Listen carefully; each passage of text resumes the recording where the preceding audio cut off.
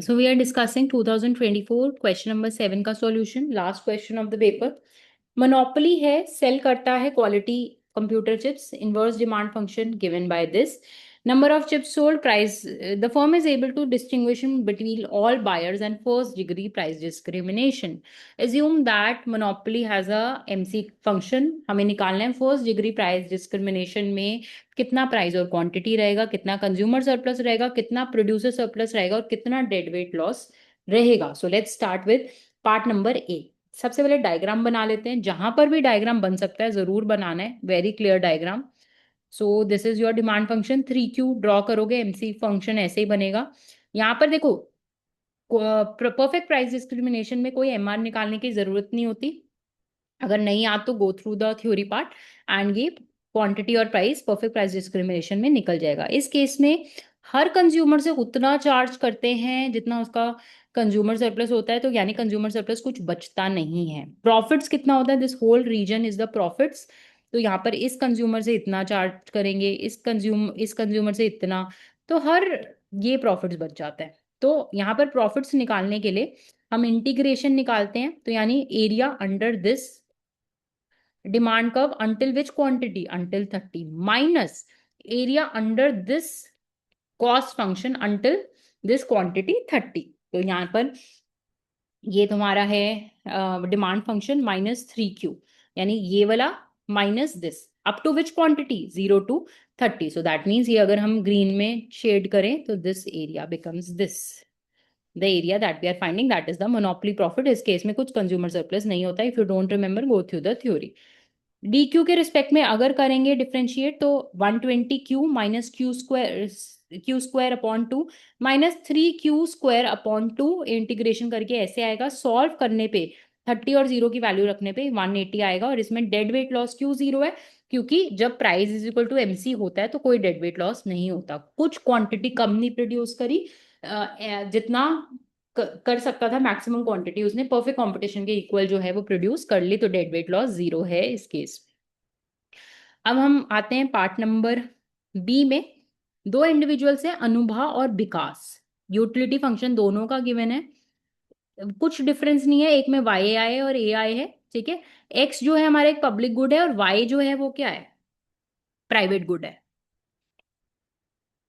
अब A B और ए की वैल्यू गिवन है और ये हमें मार्जिनल कॉस्ट भी गिवन है पब्लिक गुड की. तो एक पब्लिक गुड है, एक प्राइवेट गुड है. देखो, अब ये जो पब्लिक गुड है एक्स, ये तो दोनों एक्स और वाई, जो ए और बी पर्सन है, वो इक्वल अमाउंट में कंज्यूम करेंगे. इसमें ऐसा नहीं है कि विकास ज्यादा कंज्यूम करेगा, अनुभा कम, ठीक है. लेकिन दोनों का जो वाई है, यानी जो प्राइवेट गुड है, वो अपने हिसाब से कंज्यूम करेंगे. ऑल्सो ये जो पब्लिक गुड है, इससे दोनों को जो यूटिलिटी है वो अपनी अपनी मिलेगी. इसमें ये नहीं है कि अमाउंट सेम है तो यूटिलिटी सेम होगी, ठीक है.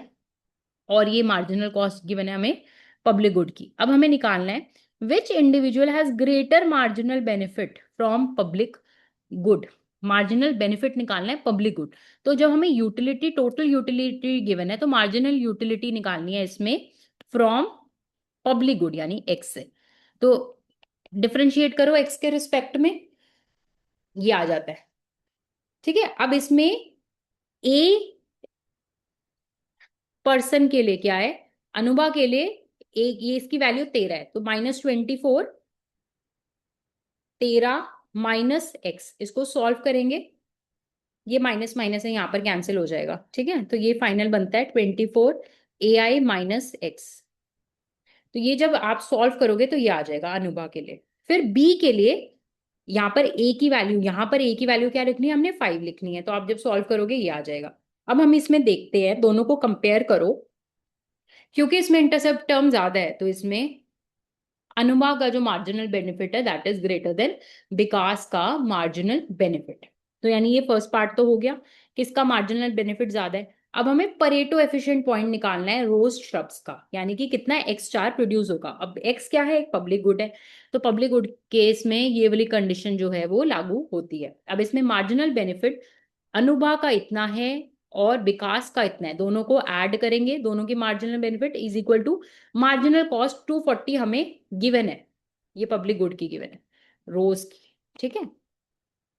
जब करा हमने, जब हमने इसको सॉल्व किया तो ये 4 आंसर आ गया, यानी कि कितने रोज श्रब्स, कितना पब्लिक गुड प्रोवाइड करना चाहिए ऑप्टिमम में, 4। अच्छा, इसको हम ड्रॉ करेंगे तो कैसे करेंगे, ट्राई ट्राई ड्रॉइंग दिस। ये प्राइस है, ये एक्स है, ठीक है।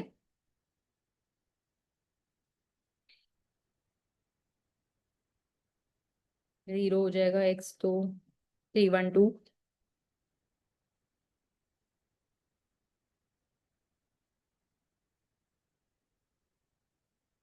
एक्स जीरो होगा 120, ये ऐसे बनेगा। So basically just a minute, इसकी ट्राई ड्राइंग ऐसे करके, ऐसे कुछ दोनों के डिमांड कर्व बनेंगे, मार्जिनल बेनिफिट कर्व्स।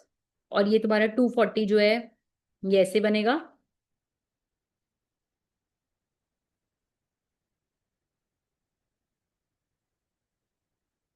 एंड यहाँ पर एक्स की वैल्यू ऐसे बनेगी, ये एक्स की वैल्यू 4 आएगी। और यहाँ अगर हम देखें तो ये P1 और P2 आ जाएगा। P1 P2 बेसिकली दोनों कितना प्राइस देना चाह रहे हैं एक्स के लिए, ठीक है। सो एक्स की अभी हमें वैल्यू निकालने को बोली थी, हमने निकाल ली। डायग्रामेटिकली भी हम बना सकते हैं। Calculate the total expenditure on the number of rose struck found in two. अब कितना रोज स्ट्रक्स है, 4, ठीक है। टोटल एक्सपेंडिचर पूछा है, अब एक यूनिट पे कितना एक्सपेंडिचर है, 240। तो ये 4 यूनिट्स पे कितना होगा, ये टोटल एक्सपेंडिचर है ऑन रोज स्ट्रक्स। Also can calculate the contribution of each individual if their per unit contribution equals to their marginal benefits। तो हर इंडिविजुअल का कितना कंट्रीब्यूशन होगा, यहाँ पर हमने डायग्राम में भी दिखाया कि 4 यूनिट्स के लिए P1 और P2 अलग होगा। देखो उसका मार्जिनल बेनिफिट, तो यानी अनुभाग का मार्जिनल कंट्रीब्यूशन कितना होगा, TA is equal to this. तो इसमें हमें ये फंक्शन गिवन था, इफ यू रिमेंबर हमने मार्जिनल बेनिफिट फंक्शन निकाला था, ये 24x ऐसे। अब x की वैल्यू 4 निकल गई है, तो हमने पता लग गया कि अनुभा कितना पेमेंट करेगी, 216, ठीक है। पर यूनिट ऑफ x के लिए पर यूनिट पेमेंट है ये। उसके बाद टोटल पेमेंट कितनी करेगी 4 यूनिट्स के लिए, इतना, ठीक है। फिर सेकंड पर्सन बी कितना पेमेंट करेगा, उसका मार्जिनल बेनिफिट इतना है, 4 की वैल्यू पुट करो, ये आ गया। टोटल पेमेंट कितनी है, इतनी इतनी। अब बोला है कि दोनों की फाइनल टोटल मिला के कितनी पेमेंट है, दोनों को ऐड कर देंगे टीए और टीबी को, तो ये 240, और ये कुछ नहीं है, मार्जिनल कॉस्ट ऑफ एक्स है। तो यानी टीए और टीए दोनों अपना मार्जिनल बेनिफिट देते हैं, और दोनों किसके इक्वल है, फाइनली मार्जिनल कॉस्ट के इक्वल है। So this was all that is asked. I'll go through the question again once. Just see we have done all the parts. Just go through it once more. So this finishes the question number 7 as well. So your 2024 paper is fully solved now. 2025 paper is all solved. Also you have to do the general equilibrium का एक so problems भेजी हैं MIT की, वो you have to do. There is a problem set that I have shared in the group. You have to do that. This question practice you surely have to do for the course. Apart from this, you can keep practicing more and more questions. There is no limit to question practice. That was all. For any doubts, let me know in the comment section.